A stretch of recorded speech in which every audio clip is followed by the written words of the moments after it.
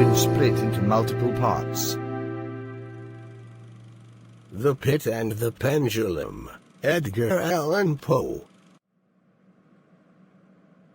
One of America's literary giants, Edgar Allan Poe, has fascinated generations of readers with his macabre stories and haunting poetry.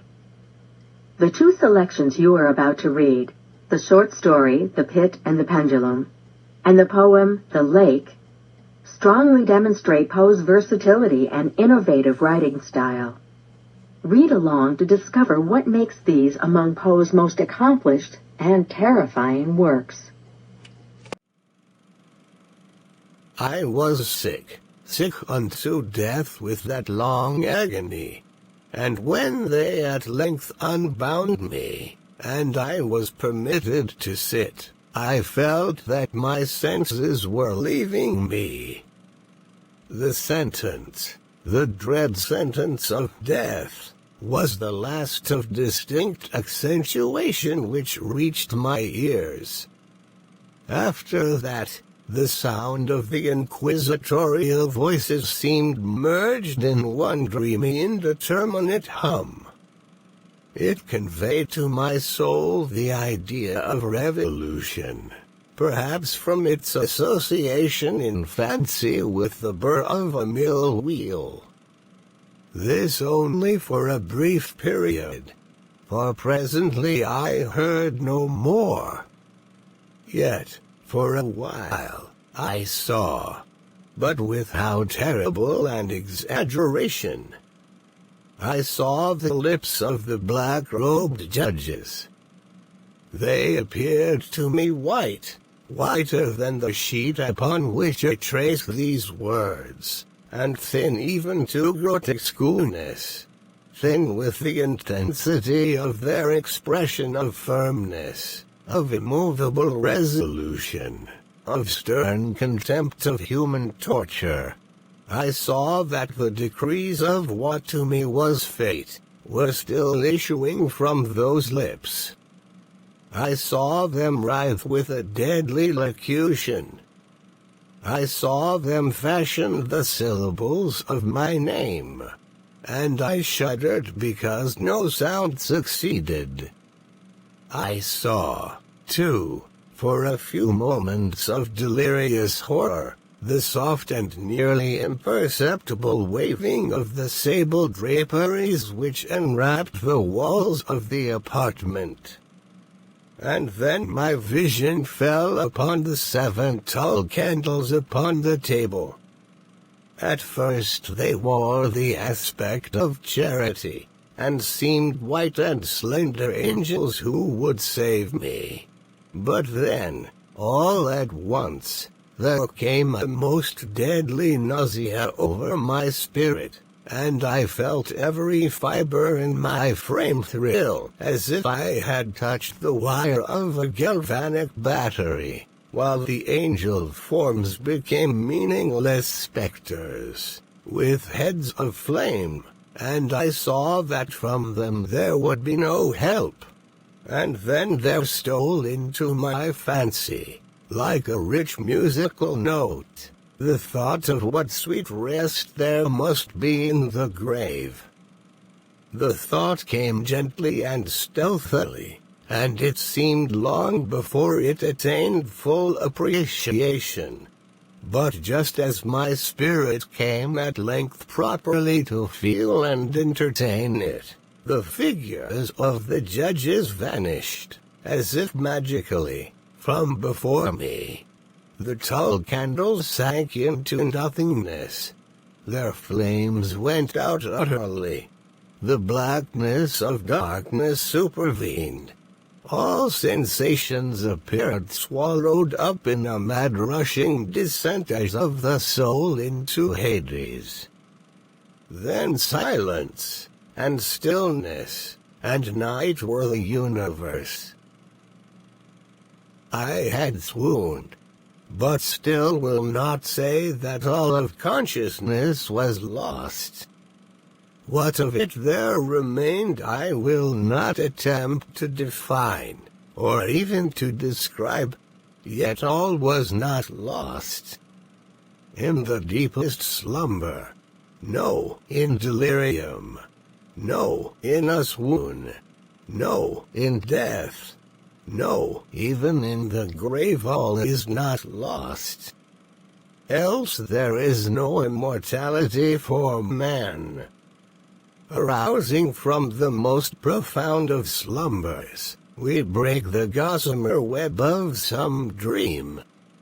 Yet in a second afterward, so frail may that web have been, we remember not that we have dreamed.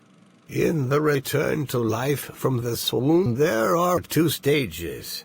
First, that of the sense of mental or spiritual. Secondly, that of the sense of physical existence. It seems probable that if, upon reaching the second stage, we could recall the impressions of the first, we should find these impressions eloquent in memories of the gulf beyond. And that gulf is what? How at least shall we distinguish its shadows from those of the tomb? But if the impressions of what I have termed the first stage are not at will recalled, yet, after long interval, do they not come unbidden, while we marvel whence they come? He who has never swooned is not he who finds strange palaces and wildly familiar faces in coals that glow. Is not he who beholds floating in mid-air the sad visions that the many may not view. Is not he who ponders ever over the perfume of some novel flower. Is not he whose brain grows bewildered with the meaning of some musical cadence which has never before arrested his attention? Amid frequent and thoughtful endeavors to remember, amid earnest struggles to regather some token of the state of seeming nothingness into which my soul had lapsed, there have been moments when I have dreamed of success. There have been brief, very brief periods when I have conjured up remembrances, which the lucid reason of a later epoch assures me could have had reference only to that condition of seeming unconsciousness. These shadows of memory tell, indistinctly, of tall figures that lifted and bore me in silence down, still down, till a hideous dizziness oppressed me at the mere idea of the interminableness of the descent. They tell also of a vague horror at my heart, on account of that heart's unnatural stillness. Then comes a sense of sudden motionlessness throughout all things, as if those who bore me, a ghastly train, had outrun, in their descent, the limits of the limitless, and paused from the wearisomeness of their toil. After this I call to mind flatness and dampness. And then all is madness, the madness of a memory which busies itself among forbidden things. Very suddenly there came back to my soul motion and sound, the tumultuous motion of the heart, and, in my ears, the sound of its beating. Then a pause in which all is blank. Then again sound, and motion, and touch, a tingling sensation pervading my frame. Then the mere consciousness of existence, without thought, a condition which lasted long. Then, very suddenly, thought, and shuddering terror, and earnest endeavor to comprehend my true state. then a strong desire to lapse into insensibility, then a rushing revival of soul, and a successful effort to move. And now a full memory of the trial, of the judges, of the sable draperies, of the sentence, of the sickness, of the swoon. Then entire forgetfulness of all that followed, of all that a later day and much earnestness of endeavor have enabled me vaguely to recall. So far, I had not opened my eyes. I felt that I lay upon my back, unbound. I reached out my hand, and it fell heavily upon something damp and hard. There I suffered it to remain for many minutes, while I strove to imagine where and what I could be. I longed, yet dared not to employ my vision. I dreaded the first glance at objects around me.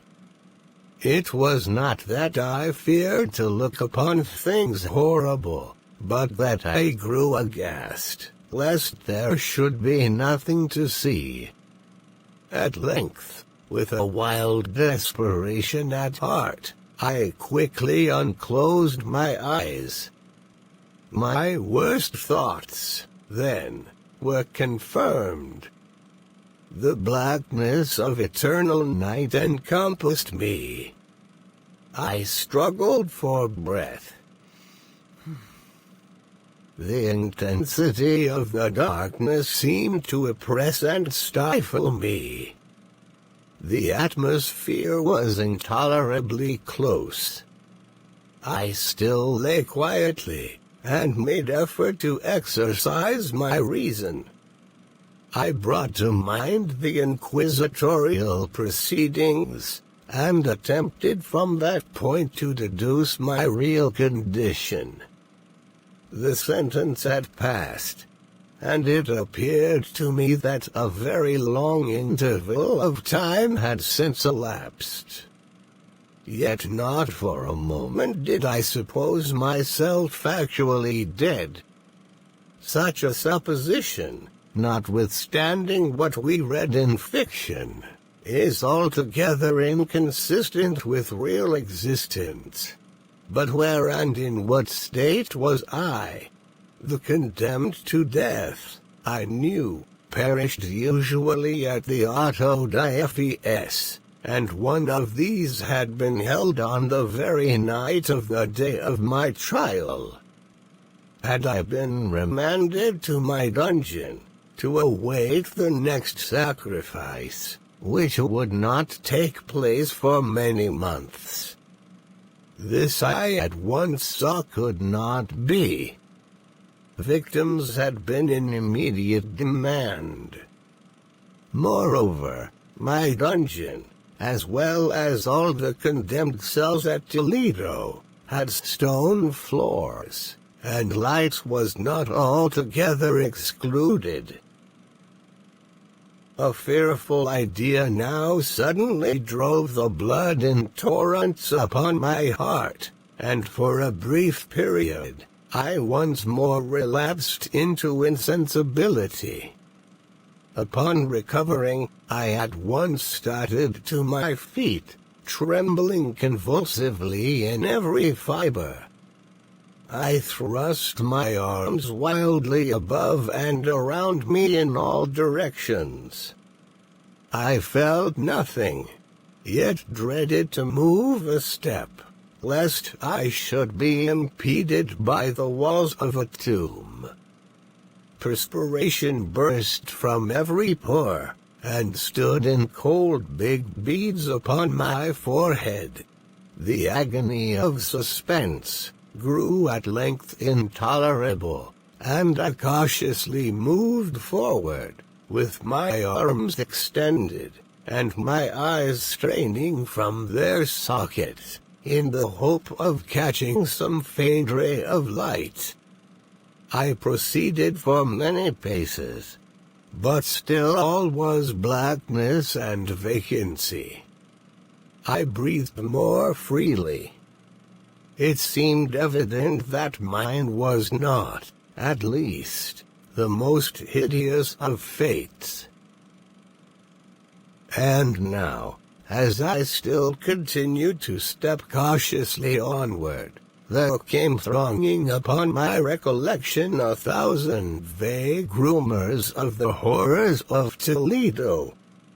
Of the dungeons there had been strange things narrated, fables I had always deemed them, but yet strange, and too ghastly to repeat, save in a whisper.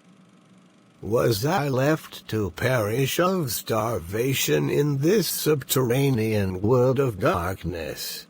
Or what fate, perhaps even more fearful, awaited me? That the result would be death, and a death of more than customary bitterness, I knew too well the character of my judges to doubt. The mode and the hour were all that occupied or distracted me. To be continued.